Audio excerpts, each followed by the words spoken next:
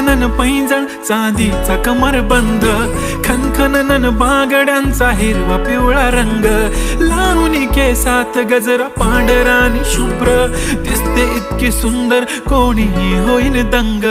काळी बिंदी काळी कुर्ती घालून आली ती, बोलली अहो भेटाना नदीच्या काठीशी.